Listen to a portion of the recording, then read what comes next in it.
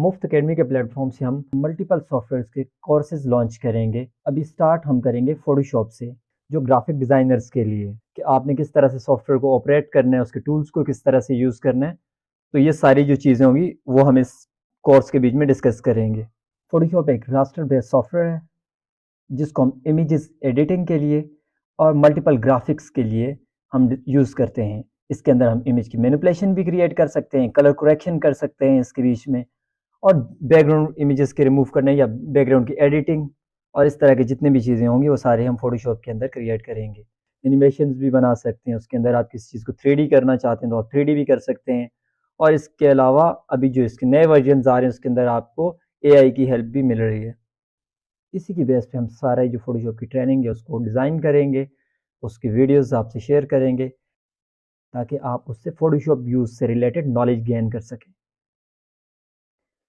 अभी हम इसके टूल्स को डिस्कस करेंगे और बिल्कुल बेसिक लेवल के ऊपर कि हमें क्या क्या इनिशियली किस किस तरह की चीज़ें जो थी वो सीखनी पड़ती हैं फोटोशॉप को ऑपरेट करने के लिए, और फिर हम बाद में इसका एडवांस कोर्स जो है वो भी लॉन्च करेंगे कि फोटोशॉप को आपने यूज़ कैसे करना है, कैसे कौन सा उसका आइकन है जिस पे आप क्लिक करेंगे तो आपका सॉफ्टवेयर ऑन हो जाएगा।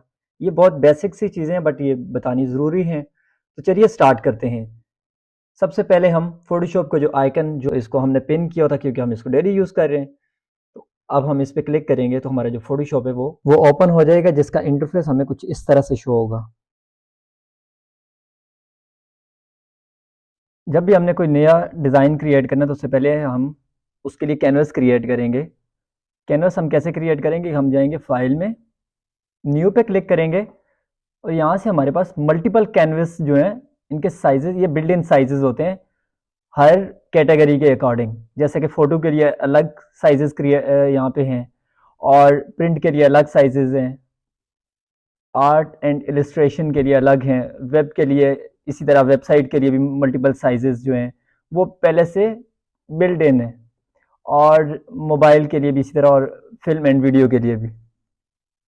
तो हम कोई भी साइज़, अगर यहाँ से हमें कोई साइज़ रिक्वायर्ड है, जैसे कि मैं एक वीडियो के लिए थंबनेल डिज़ाइन करना चाह रहा हूँ, तो उसके लिए मुझे नया साइज़ या ख़ुद से साइज़ क्रिएट करने की ज़रूरत नहीं पड़ेगी। वो ऑलरेडी मेरे पास यहाँ पे साइज़ जो है वो अवेलेबल होगा। जस्ट मुझे क्रिएट पे क्लिक करूँगा मैं, तो वो साइज़ जो है वो क्रिएट हो जाएगा, कैनवस जो होगा वो क्रिएट हो जाएगा। हाँ, उसके अंदर में ये है कि रेजोल्यूशन अगर चेंज करना चाहता हूँ तो मैं वो कर सकता हूँ, और बाकी बाकी जितने भी साइज़ और बाकी कलर वगैरह और इसकी जो बाकी की चीज़ें वो सारी एज इट इज़ ही रहेंगी। और मैं क्रिएट पे क्लिक करूँगा तो साइज़ क्रिएट हो जाएगा। अब इसके अंदर जो भी मुझे डिज़ाइन करना है वो मैं डिज़ाइन कर सकता हूँ। इसी तरह हमारे पास कुछ और रिक्वायरमेंट्स होती हैं, जैसे कि मैं अब बिल बोर्ड डिज़ाइन कर रहा हूँ तो उसका जो साइज़ होगा वो यहाँ पे हमें अवेलेबल नहीं होगा इन साइजेस के बीच में, तो वो मुझे खुद से क्रिएट करना पड़ेगा। जैसा कि मेरे पास एक बिल बोर्ड का साइज़ आया है जिसका साइज़ था, विड्थ उसके 60 फीट और उसकी जो हाइट है वो है 20 फीट। तो यहाँ पे उसका साइज़ जो है मैं वो जो फीट है उसको इंचेस में कन्वर्ट करके नहीं ऐड करूँगा, मैं उसको इंचेस में ऐड कर दूंगा। ये 1 इंच जो है वो 1 फीट कंसिडर होगा यहाँ पे। बट उसमें जो मुझे जिस चीज़ का ख्याल रखना है वो ये है कि जो रेजोल्यूशन है मैं उसको 300 के बजाय 864 उसकी रेजोल्यूशन कर दूंगा,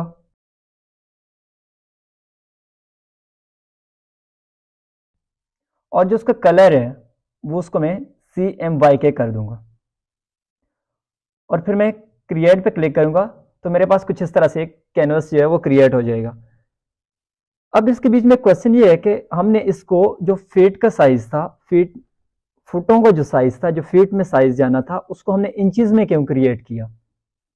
उसकी एक रीजन तो ये है कि जब मैं इसको अगर एक्चुअल साइज में इसको अगर कैनवस को क्रिएट कर लेता तो फिर इसमें जो इशू था वो ये होना था कि जो हमारा सिस्टम था उसने एक तो स्लो हो जाना था, इसने सही तरह से काम नहीं करना था, मीन्स कि बार बार स्टक होता, फाइल सेव करने में मसला होता, और अगर मैं इसको फाइल सेव करता तो फिर ये होता कि ये लार्ज फाइल में उसको सेव कर लेता, PSD फाइल होती, वो PSD फाइल ही है बट ये होता है कि लार्ज फाइल में उसको सेव कर देता है, और उसका साइज भी जो है वो GBs में चला जाता है, मीन्स कि मेरी फाइल बहुत हैवी हो जाती है और समटाइम ये होता है कि आपको फिर स्क्रैच डिस्क फुल का एरर आना शुरू हो जाता है।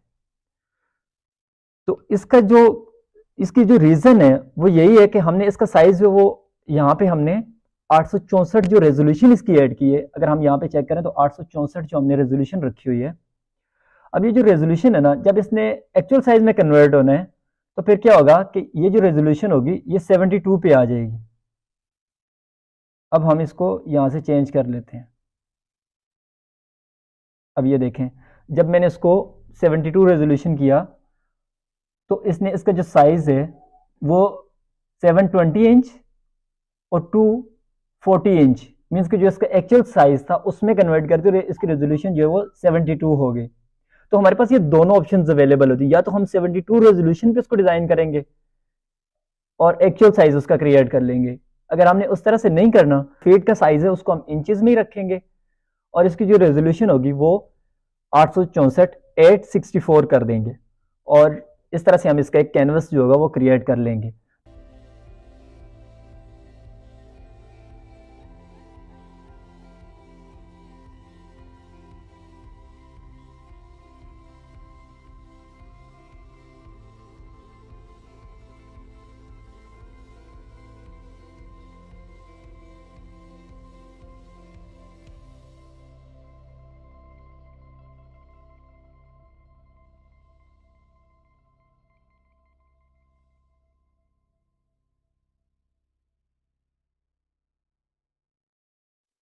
जब भी हम कोई नया डिज़ाइन बनाते हैं तो हमारे पास उसकी रिक्वायरमेंट्स आ जाती हैं कि ये किस प्लेटफॉर्म पे इसको डिस्प्ले होना है, मीन्स कि उसने डिजिटल पे डिस्प्ले होना है या उसने प्रिंट फॉर्म में कहीं पे उसको हम प्रिंट करके कहीं पे डिस्प्ले करेंगे या उसको प्रिंट होना है। तो ये जो दोनों हमारे पास दो कैटेगरीज हैं, एक डिजिटल की एक डिजिटल प्लेटफॉर्म है, एक प्रिंट मीडिया है, डिजिटल मीडिया प्रिंट मीडिया। अब जो डिजिटल मीडिया है ना, उसके लिए अगर हमें कोई भी डिज़ाइन क्रिएट करना है तो हम न्यू पे जाते हैं, उसका जो भी साइज़ है, जैसे कि मैं सोशल मीडिया की पोस्ट बनाता हूँ अगर यहाँ पे, तो उसके लिए मैं कोई सा भी आप मीन्स कि हमें एक इक्वल साइज़ रिक्वायर्ड होता है इसके लिए चारों साइडों से, मीन्स कि हम विड्थ और हाइट जो वो सेम रखते हैं और उसकी रेजोल्यूशन जो आप अपनी मर्जी से रख सकते हैं, बट अगर 300 रख लें तो ज़्यादा बेहतर है। और पिक्सल में इसका साइज़ हम क्रिएट करेंगे। मोस्टली जितने भी डिजिटल प्लेटफॉर्म के ऊपर जितने भी हमारे डिज़ाइन जाते हैं तो उसके जो साइजिंग जितनी भी होती है वो सारी पिक्सल में हो रही होती है, इसलिए हम इसका साइज़ पिक्सल में ही रखेंगे।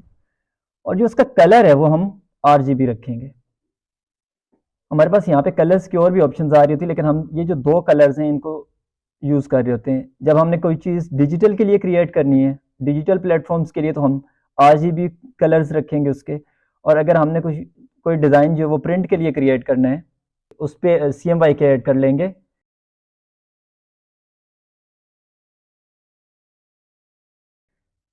वो हम CMYK पे डिज़ाइन करेंगे। तो अब ये हम डिजिटल की पोस्ट क्रिएट कर रहे थे, इसलिए हम इसका जो कलर है वो RGB रखेंगे और क्रिएट पे क्लिक कर देंगे। तो ये इसकी बेसिक सी कुछ चीज़ें हैं कि जब भी आपने कोई भी डिज़ाइन क्रिएट करना है तो उसका जब भी आपने साइज़ क्रिएट करना है, उसमें हमने जो इम्पॉर्टेंट चीज़ है जिसको हमने माइंड में रखना है वो एक उसकी रेजोल्यूशन होगी, उसका साइज़ होगा और उसका कलर जो है कि वो डिजिटल के लिए तो RGB में और अगर वो प्रिंट के लिए तो CMYK में। बस ये चीज़ें हमने अपने माइंड में रखनी है। और बाकी जो साइजिंग होती है, जैसा अभी मैंने आपको 60 फीट और 20 फीट के जो पहले हमने एक कैनवस क्रिएट किया था, साइज़ क्रिएट किया था, उसकी मैंने थोड़ी सी आपको चीज़ें बता दी कि उसके अंदर रेजोल्यूशन कैसे सेट करनी है, आपने कितनी रेजोल्यूशन रखनी है ताकि आपकी जो प्रिंट की क्वालिटी है वो ख़राब ना हो। तो ये जो चीज़ें होती है हमें जब हम साइज़ मीन्स के जब बिल्कुल स्टार्ट के ऊपर हम कैनवस का साइज़ क्रिएट कर रहे होते हैं तभी हम ये सारी चीज़ें अपनी जो हैं वो मेक श्योर कर लेते हैं कि हमारा कलर अगर प्रिंटिंग के तो CMYK हो गया और उसकी रेजोल्यूशन जो है वो हमने ठीक सेट कर लिए। अच्छा, अगर आपका कोई भी डिज़ाइन है, जैसे कि A4 के ऊपर आपको कोई डिज़ाइन क्रिएट करना है, A4 का अगर आपके पास डिज़ाइन है तो उसके लिए आपको रेजोल्यूशन जो है उसको चेंज करने की ज़रूरत नहीं है। वो 300 रेजोल्यूशन ऑलरेडी आपके पास, जैसे मैं A4 पे क्लिक करता हूँ तो 300 रेजोल्यूशन जो वो मेरे पास ऑलरेडी ऐड होगी।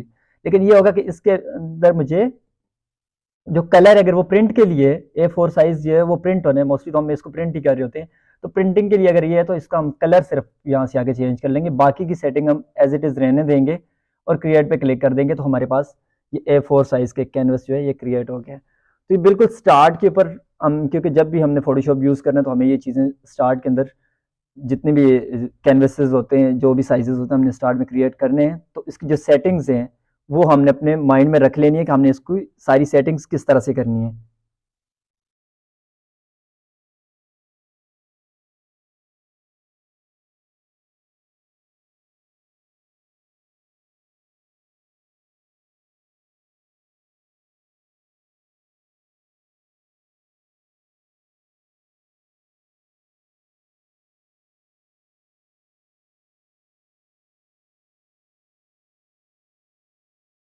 कोई भी टूल अगर हम सेलेक्ट करेंगे तो उसकी प्रॉपर्टी बार जो है वो ऊपर हमें यहाँ पे मेन्यू में नज़र आ रही होगी। ये हमारा मेन मेन्यू है और ये जो है कोई भी टूल हम सेलेक्ट करेंगे तो उसका मेन्यू आ रहा होगा यहाँ पे, जिसके अंदर मल्टीपल ऑप्शंस होती हैं जिनको हम अपने टूल को बेहतर यूज़ करने के लिए इनको भी साथ में यूज़ करेंगे। जो हमारा सबसे पहला टूल है वो है मूव टूल, जिसकी शॉर्ट की है वी। आप वी प्रेस करेंगे तो ये टूल जो है ये एक्टिव हो जाएगा और आप इसको यूज़ कर सकते हैं। अब जो बाकी टूल्स हैं हम उनके ऊपर अगर जिस भी टूल के ऊपर हम कर्सर लेके जाएंगे तो वहाँ पे हमें उसकी एक शॉर्ट की भी नज़र आएगी और उसको हमने यूज़ किस तरह से करना है वो भी हमें नज़र आएगा कि किस तरह से ये जो टूल है ये यूज़ होगा, हम अपने डिज़ाइंस के बीच में इसको किस तरह से यूज़ कर सकते हैं। मल्टीपल टूल्स हैं हमारे पास, हम हर टूल को जहाँ हमें रिक्वायर्ड होगा हम वहाँ पे उसको यूज़ करेंगे। जैसे कि मूव टूल है, अगर मुझे किसी डिज़ाइन को मूव करना है तो मैं मूव टूल को उसके लिए यूज़ कर लूँगा। और अगर मुझे कोई ऑब्जेक्ट है उसकी सिलेक्शन क्रिएट करनी, मीन्स कि वो रेक्टेंगुलर सिलेक्शन है या ओवल शेप में है, तो मैं उसको अगर सिलेक्शन क्रिएट करनी है तो मैं मार्कर टूल यूज़ करूँगा या एलिप्स टूल यूज़ करूँगा।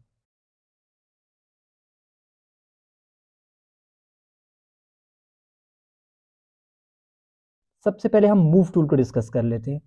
तो अब मूव टूल मैंने सेलेक्ट किया हुआ है, मैं एक डिज़ाइन से एक ऑब्जेक्ट है उसको सेलेक्ट किया, उसकी लेयर सेलेक्ट की, उसको मैंने मूव किया और अपने दूसरे जो कैनवस था, जो दूसरा मैंने एक कैनवस का साइज़ क्रिएट किया था उसमें ले गया।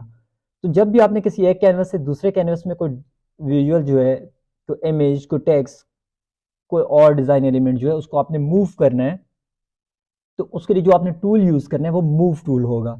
जैसे आप किसी भी विजुअल को जब उसकी लेयर सेलेक्ट होगी तो आप उसको अपने डिज़ाइन में कहीं पे भी मूव कर सकते हैं, जहाँ पे भी आपको उसको एडजस्ट करना होगा, जहाँ पे भी आपने उसको मूव करना है तो आप मूव कर सकते हैं।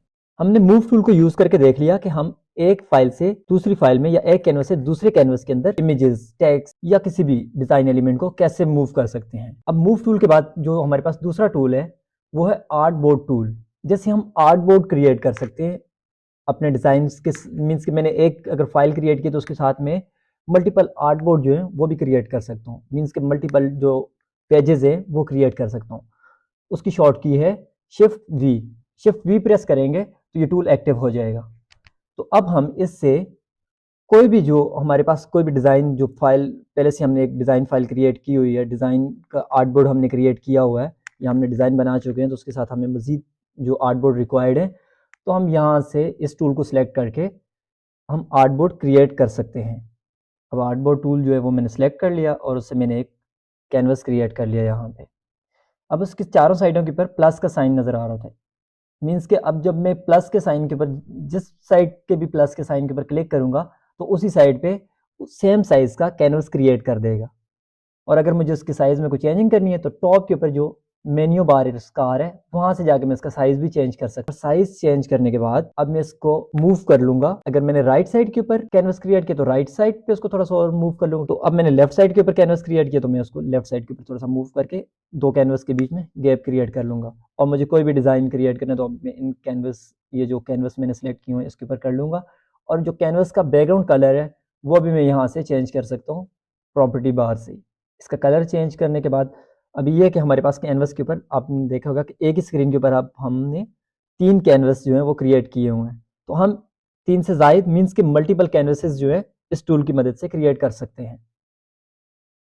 अब हमारे पास जो नेक्स्ट टूल है वो है रेक्टेंगुलर मार्की टूल, जिसकी शॉर्ट की है एम।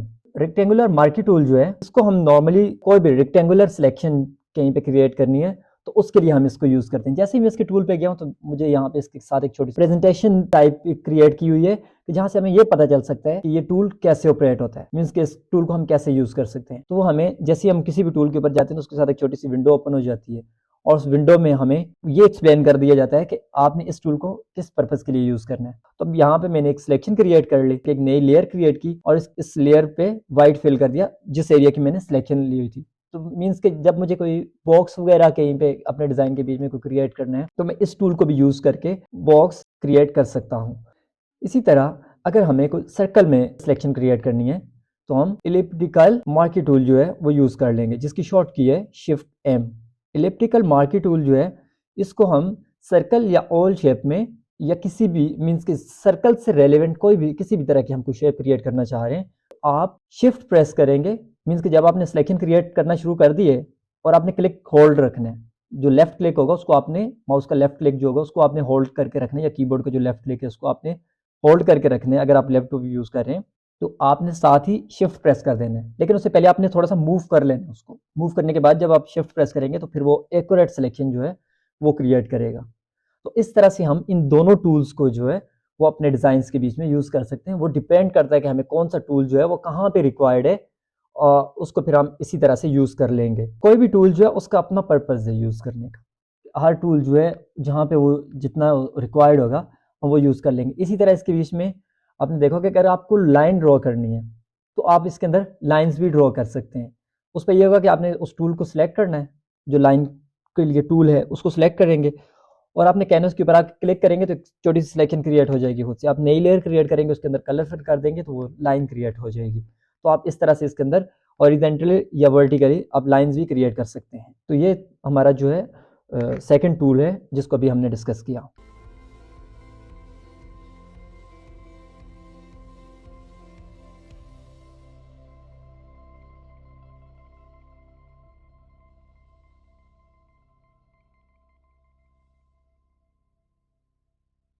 अब जो हमारा थर्ड टूल है वो है लासो टूल। लासो टूल जो है उसको नॉर्मली हम सिलेक्शन के लिए यूज़ करते हैं, मीन्स कि आप यहाँ से रफ सिलेक्शन जो है वो क्रिएट कर सकते हैं, जिसकी शॉर्ट की है एल। आप कीबोर्ड से एल का बटन प्रेस करेंगे, उससे ये टूल एक्टिव हो जाएगा। अब हम कोई भी हमारे पास इमेज हो उसके हमने सिलेक्शन क्रिएट करनी है तो हम लासो टूल की मदद से सिलेक्शन क्रिएट कर सकते हैं। आप इसको फ्रीली यूज़ कर सकते हैं। जैसे आप अपने माउस का लेफ्ट क्लिक जो है उसको होल्ड करेंगे, होल्ड करके आप उसको इमेज के राउंड में मूव करेंगे तो जैसे जिधर जिधर से आप इसको मूव करते जाएंगे उसी एरिया को ये सिलेक्ट कर लेगा। ये इसकी साइडों पे सिलेक्शन क्रिएट हो जाएगी, ये सिलेक्शन में आ जाएगा वो एरिया जिसके ऊपर आपने कर्सर को आपने मूव किया होगा। जैसे ही आप किसी भी एरिया की सिलेक्शन क्रिएट कर लेते हैं और उसके बाद आपने कंट्रोल जे प्रेस करेंगे तो उसकी कॉपी क्रिएट हो जाएगी, जिसको अभी हम आपको मूव करके दिखाएंगे कि ये देखें अभी एक कॉपी जो है इमेज की वो क्रिएट कर लिया हमने। इसके अलावा जो इसका अब सेकंड टूल है, अब हम उसको भी डिस्कस कर लेते हैं साथ में, वो है पॉलीगोनल लासो टूल, जिसकी शॉर्ट की है शिफ्ट एल। ये टूल जो है इसको अगर हमने अपने किसी भी इमेज के ऊपर यूज़ करना है तो ये किससे हम सर्कल नहीं क्रिएट कर सकते। पॉलीगॉन शेप में अगर मुझे कोई भी सिलेक्शन क्रिएट करनी है जिसके एजेस जो होंगे वो हार्ड एजेस होंगे और इसमें सिलेक्शन जो है वो सर्कल में नहीं ले सकते, मीन्स बॉक्स शेप में या ज्योमेट्रिक शेप में अगर मुझे कोई सिलेक्शन क्रिएट करनी है तो मैं इस टूल से सिलेक्शन लूंगा। कोलाज जब हम इमेजेस का क्रिएट करते हैं तो उसके बीच में हम इसको यूज़ कर लेते हैं। ये डिफरेंट आर्ट एंड डिज़ाइन की टेक्निक्स हैं जिनके बीच में ये यूज़ होता है। इस टूल को एम ही ना समझिएगा। तो इस तरह जैसे हमने पहले टूल की भी सिलेक्शन क्रिएट की थी और कंट्रोल जो है प्रेस करके उसकी कॉपी क्रिएट कर ली थी, इसी तरह हमने इस टूल के से भी जो सिलेक्शन क्रिएट की है उसके हमने कॉपी क्रिएट कर ली। लेकिन अब जो इसी में हमारा थर्ड टूल है मैग्नेटिक लासो टूल जो है इसकी शॉर्ट की भी शिफ्ट एल है। लेकिन इसको हमने यूज़ कैसे करना है कि हम एक जगह पे क्लिक करेंगे और उसके बाद हमने माउस को मूव करना है। माउस को हम जिधर जिधर मूव करेंगे उस एरिया से ये सिलेक्शन लेता रहेगा। इन केस अगर हमसे कोई सिलेक्शन मीन्स कि हमने सिलेक्शन तो क्रिएट कर ली लेकिन वो सिलेक्शन जो थी वो थोड़ा उसमें मिस्टेक हो गया कि हमने माउस जो था वो बाहर से मूव करना था लेकिन हम उसको इमेज के ऊपर ले आए हैं, तो हम बैक स्पेस जो है उसको प्रेस करके वापस भी जा सकते हैं। और जहाँ से हम सिलेक्शन स्टार्ट करेंगे वहाँ पे जब हम इस सिलेक्शन को वापस लेके जाएंगे तो इसके साथ एक छोटा सा सर्कल का जो साइन है, माउस जो एरो बना होगा, हमारा जो एरो है जिसको हम मूव कर रहे हैं जिस एरिया से, जब वहाँ पे हम इसको जहाँ से स्टार्ट किया था वहाँ पे ही वापस ले जाएंगे तो इसके साथ एक छोटा सा सर्कल क्रिएट बना हुआ होगा, जिससे हमें ये आइडिया हो जाएगा कि अब हम उस पॉइंट पे हैं जहाँ से हमने सिलेक्शन स्टार्ट की थी। और जैसे ही हम उसके ऊपर क्लिक करेंगे नोड के ऊपर, सिलेक्शन क्रिएट हो जाएगी। और इसको भी हम इसी तरह से, अगर हमने इसकी कॉपी क्रिएट करनी जैसे हमने पहले कॉपी क्रिएट की थी, तो हम कंट्रोल जे प्रेस करके इसकी भी कॉपी क्रिएट कर सकते हैं। और इस तरह से हम ये जो तीनों टूल थे, होपफुली कि इनकी आपको समझ आ गई होगी। कोशिश तो मैंने यही की कि मैं इसको अच्छे से समझा पाऊँ।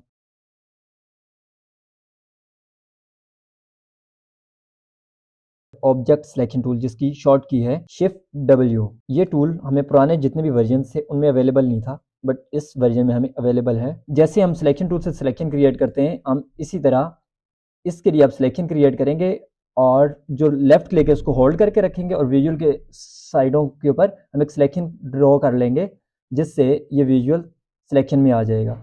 और अब हम इसकी कॉपी क्रिएट कर लेते हैं और इसका हम बैकग्राउंड जो है उसको रिमूव कर लेंगे। तो हम कोई भी बैकग्राउंड जो है बैक पे ऐड कर सकते हैं या इस इमेज को हम एज अ पीएनजी यूज कर सकते हैं। इसी का जो नेक्स्ट टूल है वो है क्विक सिलेक्शन टूल, जिसकी शॉर्ट की है शिफ्ट डब्ल्यू। अब जो क्विक सिलेक्शन टूल है ये भी इसी तरह यूज होता है जैसा कि हमने पहला टूल यूज किया, बट वो ज़्यादा परफेक्ट, आई थिंक वो परफेक्ट इसके ऊपर यूज़ हुआ था इमेज के ऊपर।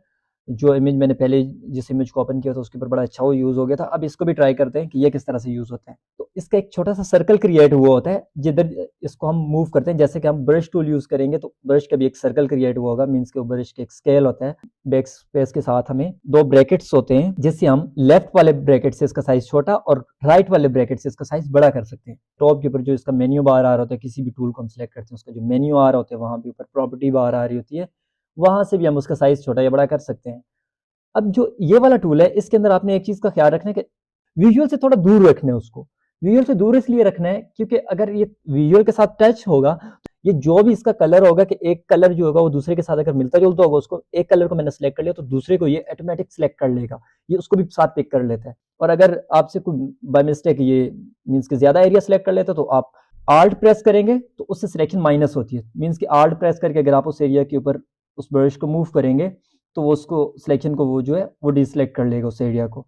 और अगर आपने सिलेक्शन ऐड करनी है तो आप शिफ्ट प्रेस कर लेंगे, शिफ्ट को होल्ड करके जो ब्रश होगा उसको मूव करेंगे तो सिलेक्शन जो भी वो ऐड कर लेगा। और इस तरह से हम इसका भी बैकग्राउंड रिमूव कर सकते हैं और रिमूव करके इसके पीछे कोई बैकग्राउंड यूज कर सकते हैं या हम इसको एज अ पीएनजी यूज कर सकते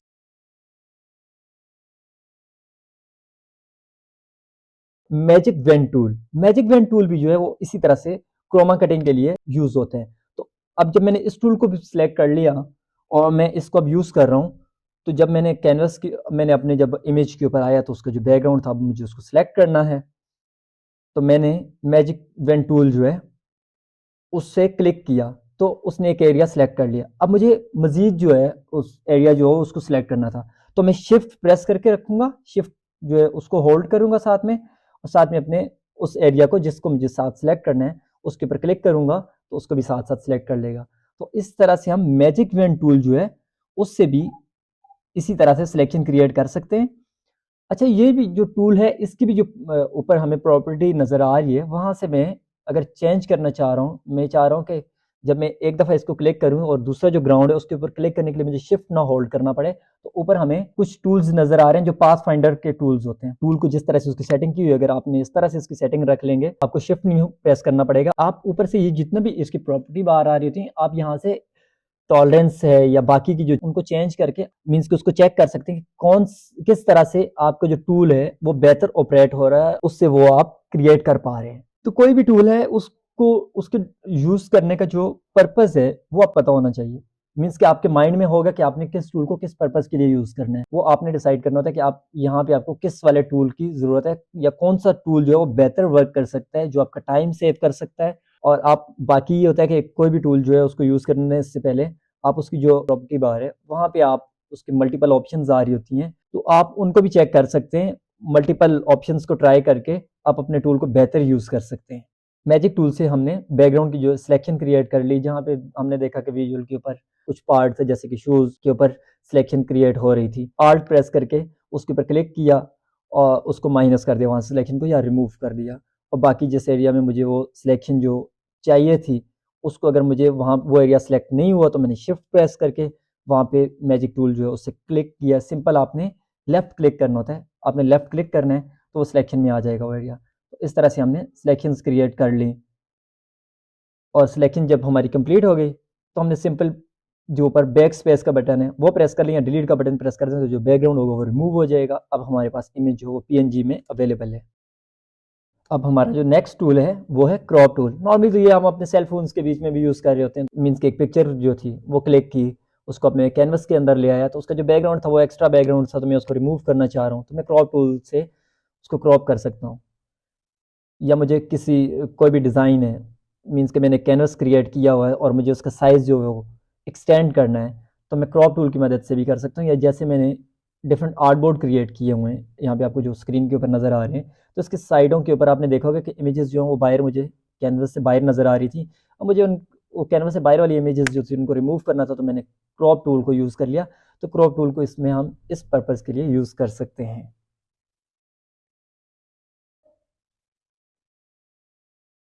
अब जो नेक्स्ट टूल है वो है फ्रेम टूल, जो आपको सिर्फ इसी वर्जन में अवेलेबल है, या इससे नेक्स्ट जो वर्जन होंगे डेफिनेटली उसमें तो होगा, बट इससे जो पिछले वर्जन थे उसमें अवेलेबल नहीं था, जिसकी शॉर्ट की है के।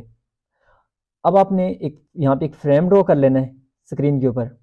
जब आप फ्रेम ड्रॉ कर लेंगे तो आपके पास एक लेयर क्रिएट हो जाएगी मास्क जिसके साथ बना होगा। आपने इमेज जो भी आपके पास इमेज अवेलेबल थी उसकी कॉपी क्रिएट की, और इस मास्क वाली लेयर के ऊपर आपने मूव कर लेना है उसको। जैसे ही आप मूव करेंगे तो एक फ्रेम के अंदर आ जाएगी इमेज। तो आप इस तरह से किसी भी इमेज को किसी फ्रेम के अंदर आपने यूज़ करना, मीन्स कि आप फ्रेम का जो स्केल है वो छोटा बड़ा जैसा भी आपने उसको रखना है आप रख सकते हैं। और अगर आपने सर्कल यूज़ करना है उसके लिए सर्कल फ्रेम यूज़ करना है तो आप सर्कल फ्रेम भी यूज़ कर सकते हैं। जैसे हमने रेक्टेंगुलर जो शेप यूज़ किया था, सर्कल है, इसको भी यूज़ कर सकते हैं। और इसके अंदर हमारे पास जो इमेज होती है हम उसको कहीं पे भी मूव करके एडजस्ट कर सकते हैं फ्रेम के अंदर। तो ये टूल जो है फ्रेम टूल इस पर्पज़ के लिए यूज़ होता है। अब जो नेक्स्ट टूल है वो हमारे पास है eye dropper tool. Eye dropper tool जो है उसकी शॉर्ट की है आई।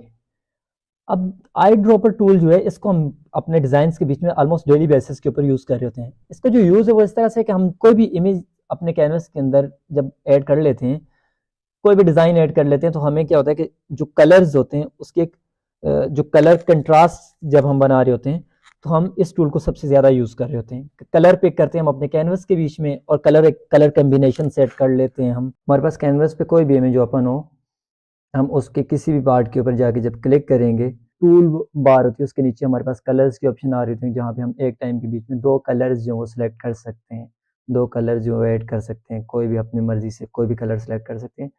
तो वहाँ पे ये चेंज होते रहेंगे। इमेज के किसी भी पार्ट के ऊपर हम क्लिक करेंगे, वहाँ से ये कलर पिक होगा और हमारे पास हमारे जो कलर बार आ रही है उसमें ऐड हो जाएगा। तो इस तरह से हम कलर्स ऐड कर सकते हैं। वो कोई नेचर की इमेज भी हो सकती है, कोई भी इमेज, मीन्स के कोई भी आपके पास डिज़ाइन है उससे आपने कलर पिक करने हैं, तो आप आई ड्रॉपर टूल की मदद से कलर पिक कर सकते हैं।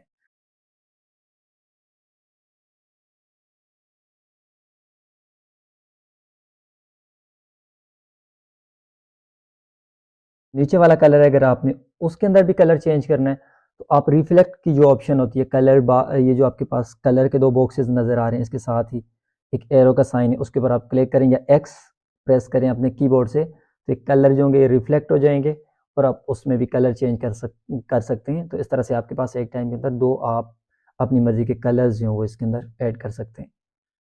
इसके अलावा भी हम किसी भी इमेज से अगर हमें कलर पिक करने हैं तो हम आई ड्रॉपर टूल से कलर पिक कर लेंगे। हमारा नेक्स्ट टूल है वो है स्पॉट हीलिंग ब्रश टूल, जिसकी शॉर्ट की है जे। इस टूल को आप एक्टिव करेंगे और जो भी इमेज आपने ट्रीट करना, जब भी हम किसी इमेज का फेस ट्रीट कर रहे होते हैं, जैसे कि इस फेस के ऊपर एक्नीज हैं या कोई और पिंपल्स हो सकते हैं जिसको हम रिमूव कर रहे हैं, तो वो हम इस टूल से रिमूव करेंगे। आपने सिंपली इस टूल को एक्टिव करना है और लेफ्ट क्लिक जो है उसको आपने होल्ड करके रखना है, और उस पार्ट के ऊपर जिससे आपने उन स्पॉट्स को या एक्नीज को रिमूव करना है वहाँ पे आप इसको मूव करेंगे। जैसे कि आप जब ब्रश टूल यूज़ करते हैं इसी तरह से आप इस टूल को यूज़ करेंगे, तो इससे ये मूव होते रहेंगे। जिस स्पॉट पे भी आप इसको मूव करेंगे वहाँ से एक्नीज जो होंगी वो रिमूव कर देगा इसको। इस इमेज की जो प्रॉपर्टीज़ हैं फर्दर, जो अगर आप इसके अंदर कोई चेंजिंग करना चाहें टूल को जो यूज़ होते हैं इसके बीच में, तो आप मेन मेन्यू के नीचे जो प्रॉपर्टी बार आ रही है किसी भी टूल की, इस टूल की भी वहाँ पे प्रॉपर्टी बार आ रही है, आप वहाँ से इसको यूज़ कर सकते हैं।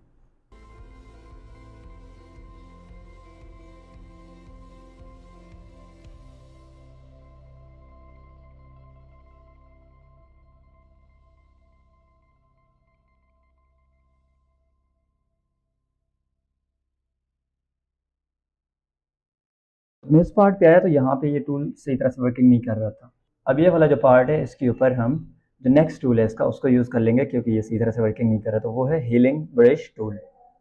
हीलिंग ब्रश टूल जो है इसको हम ऐसे यूज़ करेंगे जैसे हम स्टेम टूल को यूज़ करते हैं, कि जिस एरिया से हमने टेक्सचर को पिक करना है वहाँ पे हम आल्ट प्रेस करके क्लिक करेंगे, लेफ्ट क्लिक, तो वहाँ से ये टेक्सचर को पिक कर लेगा। और हमने इसी तरह जैसे हमने पहले टूल को यूज़ करे थे, लेफ्ट क्लिक को होल्ड करके ब्रश कर रहे थे वहाँ पे, तो वो जो पार्ट था उसको वो रिप्लेस कर रहा था। इसी तरह से ये टूल जो है ये यूज़ होगा और ये अच्छे से इसको रिप्लेस कर लेगा।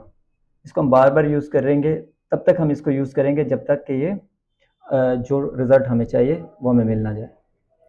तो समटाइम होता है कि हमें ज़्यादा यूज़ करना पड़ता है इन टूल्स को, बार बार हम उसको ट्राई कर रहे होते हैं, डिफरेंट जगहों से टेक्सचर्स को पिक करके फिल कर रहे होते हैं। और समटाइम्स ये होता है कि वो सही तरह से हमें वो जो रिज़ल्ट जो हमें चाहिए होता है वो मिल जाता है।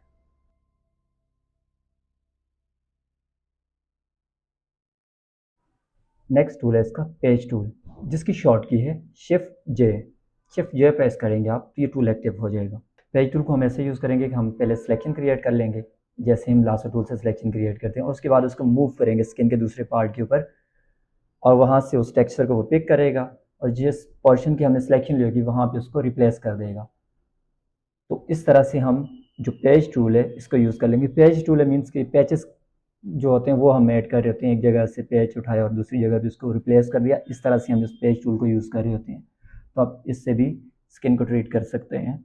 ये तीनों टूल्स जो हैं, अब एक ही स्किन के ऊपर, एक ही फेस के ऊपर हमें 3 डिफरेंट टूल्स जो थे वो अप्लाई करने पड़े।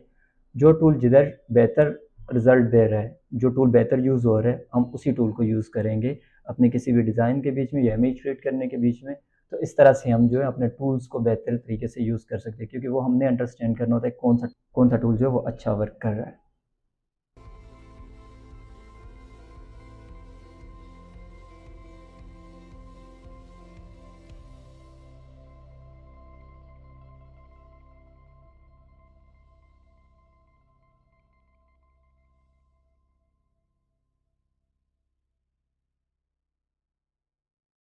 हमारा नेक्स्ट टूल है content aware move tool. Short key है इसकी, शॉर्टकट की है शिफ्ट जे प्रेस करेंगे तो ये टूल एक्टिव हो जाएगा। इस टूल का जो यूज़ है वो बाकी जो टूल्स हमने पहले यूज़ किए हैं इसी के, उससे डिफरेंट है। इससे हम क्या कर सकते हैं कि जैसे ही हम इस टूल को ओपन करेंगे तो पहले तो हम इसकी जो सेटिंग्स हैं वो कर लेते हैं।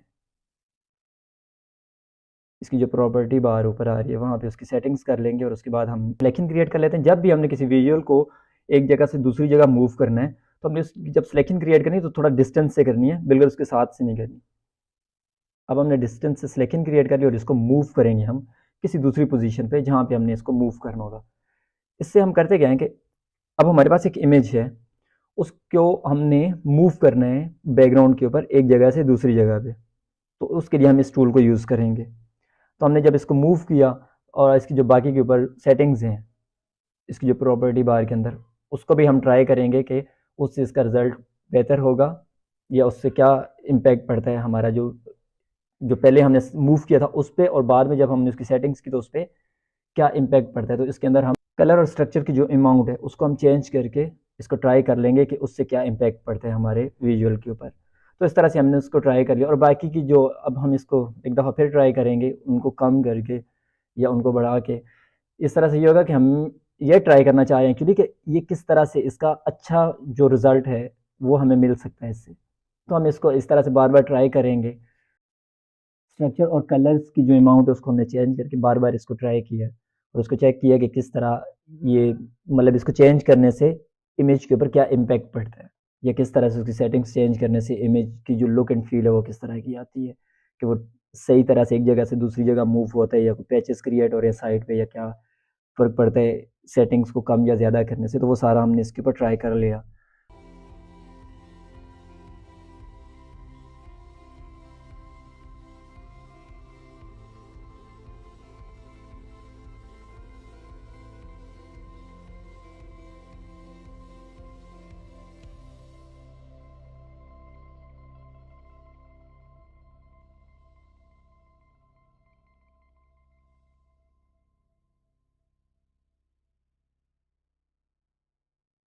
हम इसके अंदर एक्सटेंड जो है उसको ट्राई कर लेते हैं। उससे इम्पैक्ट ये पड़ेगा इसके ऊपर कि हम ऐसे ही जैसे पहले हमने सिलेक्शन क्रिएट की थी, इसी तरह से सिलेक्शन क्रिएट करेंगे किसी भी इमेज की और उसको एक जगह से दूसरी जगह मूव करेंगे। जब उसको हमने मूव किया और उसको हमने रोटेट करके उसको ट्राई कर लिया, जहाँ पे भी हमने उसको फिक्स करना था वहाँ पे उसको ऐड कर लिया। लेकिन आपने देखा होगा कि जब हमने उसको एक जगह से दूसरी जगह इमेज को मूव किया तो जो पहले वाला इमेज था वो रिमूव नहीं हुआ वहाँ से, वो एज इट इज़ ही वहीं पे ही है और दूसरी जगह पे वो इमेज की कॉपी क्रिएट होगी। तो एक्सटेंड को हम इस पर्पज़ के लिए यूज़ कर सकते हैं, या जो एक्सटेंड है इसको हम ऐसे भी यूज़ कर सकते हैं।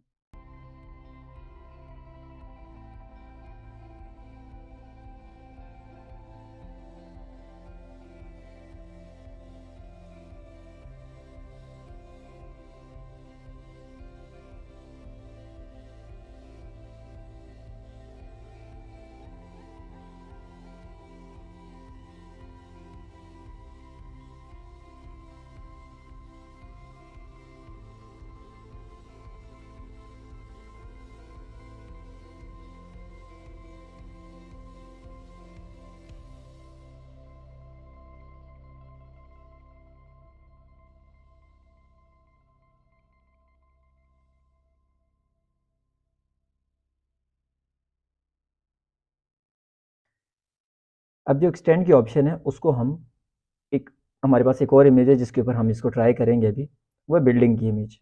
अब हमने क्या करना है कि इसके साइडों के ऊपर जैसे पहले हमने सिलेक्शन क्रिएट की थी इसी तरह से यहाँ पे सिलेक्शन क्रिएट करेंगे। सिलेक्शन क्रिएट करने के बाद हम इसको मूव करेंगे ऊपर की तरफ कि हमने बिल्डिंग का जो साइज़ है उसको इंक्रीज़ करना है। तो जैसे ही हमने इसको ऊपर की तरफ मूव किया तो वो जो इमेज था उसका साइज़ जो है वो एक्सटेंड हो गया। लेकिन उसके साइडों के ऊपर आप देख रहे होंगे कि जो एजेस हैं, मतलब कि जो पेज क्रिएट हुआ है उसके ऊपर कलर्स जो है वो बैकग्राउंड के साथ मैच नहीं कर रहा। तो अब हम ऊपर इसका जो स्ट्रक्चर और कलर वाली ऑप्शन है उसको उसको ट्राई करेंगे, जिससे ये मैनिपुलेट हो जाएगा बैकग्राउंड के साथ। तो आप इस तरह से जो ओपेसिटी है इसकी उसको भी ट्राई कर सकते हैं। और इसी तरह हम जो दूसरी इमेज है उसका साइज़ जो है उसको कम करके देखेंगे कि इससे इसका साइज़ कम भी होता है, या जैसे हमने साइज़ एक्सटेंड किया वही कर सकते हैं। तो हमने इसको इस तरह से ट्राई किया कि इसका साइज़ कम करेंगे, तो उससे ये है कि इसका साइज़ जो है वो कम भी हो गया और उसने इमेज को ख़राब भी नहीं किया। तो आप इस तरह के किसी भी विजुअल के ऊपर, कोई भी आपके पास इस तरह का इमेज है उसके ऊपर आप इस टूल को यूज़ कर सकते हैं।